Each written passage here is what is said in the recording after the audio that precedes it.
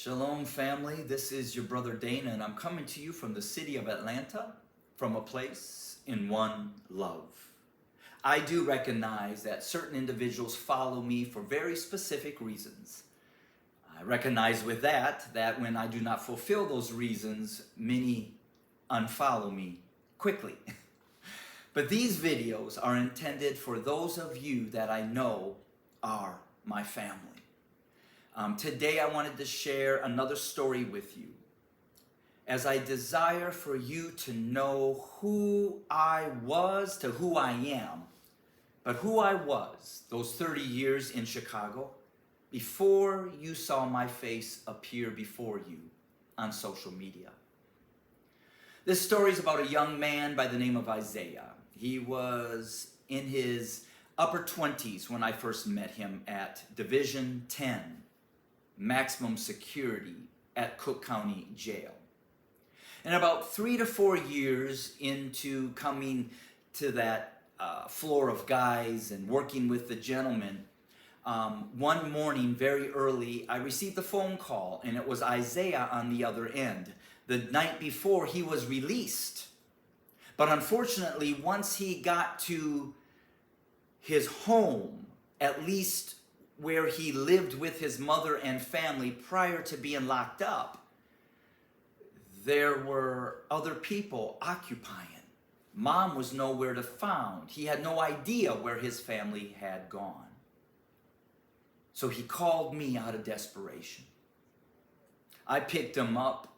We sat down, we talked, and we came to an agreement that he could stay in one of my bedrooms as we would work out the things that he needed to make that step back into society. And that if there was continued progress in him making those adjustments and acquiring those needs, he could stay until he was ready to step out. Things went very, very well, until one day I took the garbage out and I came back in, and all I must have done was rub my nose, and for the next moments, and I don't even know how long, I was not on earth. I was somewhere else. Well, the next day, the gentleman who was a friend of mine, who was allowing me to stay in his apartment building, in that apartment, because I was doing some work around his facility there, came upstairs just to catch up and see what was going on. And when we walked into the kitchen where the back door was, he began to sweat. And he looked at me and he said, "Brother Dana," he said, "there's some crack cocaine in this place." He was a recovered addict who literally they called the Grim Reaper, waiting for him to die. And then God did a miracle in his life, and now he was sober for 15 years and had a family of 7.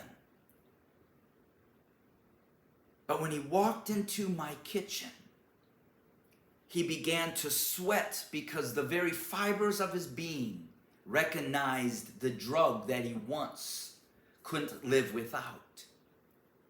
And he said, "Dana, I need to get out of here. There's cocaine. There's in this place." And I shared with him my story, and he said, "Yes, you got to contact high."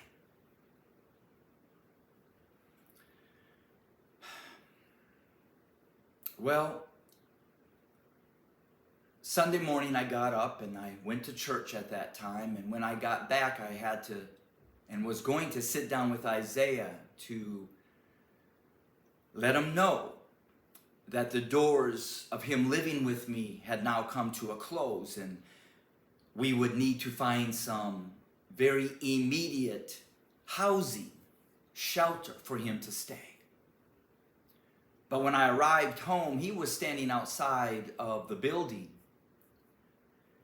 And he said, "Dana," he said, "somebody broke in and they've robbed us." My first concern was my Rottweiler, because before some years they killed him, stole him. But when I got upstairs, she was locked in the bathroom. which, putting all these pieces of the puzzle together, that all my belongings were gone, my computer, cords, some shoes, leather jacket, nothing from Isaiah's room was gone. And so that afternoon, I said, Isaiah, I need you to start packing up your belongings. It's not working out for you to stay here anymore. So on Monday, I drove him to where he wanted me to drop him off.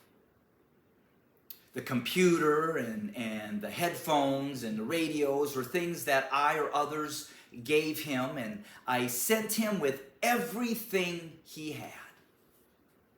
I dropped him off, and I said, even though you can't live with me, I'm still here for you. Well, I didn't hear from Isaiah for months.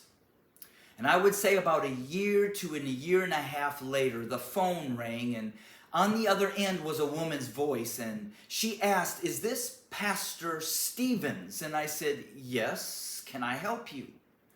And she said, well, I'm calling you from this hospital. And she said, we have a young man here that has asked us to call you on his behalf and is wondering if you would be willing to come and visit him as he really needs to see you. His name is Isaiah. Well, what had happened is Isaiah, about a month prior, was shot several times. He was shot where his arm through his elbow was now crippled. He was shot in a hip, so when I went to see him that day, he could scoot along on a walker. He had several other bullets, some left in his body. But he shared with me that day how sorry he was to the things that he had done, selling drugs out of my place, having my home robbed. And he asked me to forgive him. And I said, Isaiah, I said, the only thing that hurt me is that I know you made choices that were putting you directly back into harm's way. And seeing you like this today only confirmed my fear. We vowed to stay in touch. And I guess he had a couple more weeks of rehab before they would release him. Got a couple calls from him once he was released, just kind of checking in. And then I would say about 6 months later, maybe 8 months, I got a call, and again, at the other end of the phone was a lady's voice. This time, it was from Cook County Coroner's Office. That upon looking through his phone, they saw my number, Pastor Dana Stevens. And she called to ask me if I knew where any of Isaiah's kin were, that he had been shot several times and had passed away. I told them that no, when he was released a couple of years prior, he did not know where his family went. And in the last few times that I had talked to him, he still had no idea where they were. She said, thank you very much. She said, I'm sorry for your loss of this young man. Gave me her number and name in case I ran across anybody that might know him. But until his body was claimed, it would be there in the freezer at the Cook County Coroner's Office. Isaiah was a young man full of value and potential. He was a young man that touched my heart in many, many ways. But he was a young man that also broke my heart in many, many ways. And And to this day, I don't know if Isaiah is still there or if somebody, a family member, finally came to claim his body. Well, family, I also want to invite you, if you go to my website, Nashama Shali, several of us now for a few months get together almost every Tuesday night for fellowship, build community, to encourage and inspire each of us on as we are on this journey of truth. And so if you're looking for some people to have fellowship with that won't judge you based on where you're at in this journey, then join us for our Nashala Shami Shali circles. And what that means in Hebrew is that you are so important to me, it is as if you are a part of my soul. Even though Isaiah did what he did, I had to look past his physicalness to see that his soul, his spirit, was a brother of mine. A brother of mine that got lost, broken, and hurt in this journey here on earth. Because he needs to be, and others like him need to be as important to us as if he's a part of our soul. And then I am honored to have a mentor in my life that has now for several months been teaching us some revelations of truth on Thursday nights. So if you are okay with being challenged outside of our indoctrination, then I would ask you and be honored that you would go to the One Love website and look up No More Lies and register so I can send you the information you need to join us for Nashama Shali gathering on Tuesday nights or No More Lies class on Thursday nights. Now please, if you reach out and you don't hear back from me within a day, please check your junk mail. My email address ends with .love. And so often it's sent straight to spam. Kind of think about that. The enemy loves to take our love for each other and hijack it and send it straight to spam. But I thank you for your love and your support.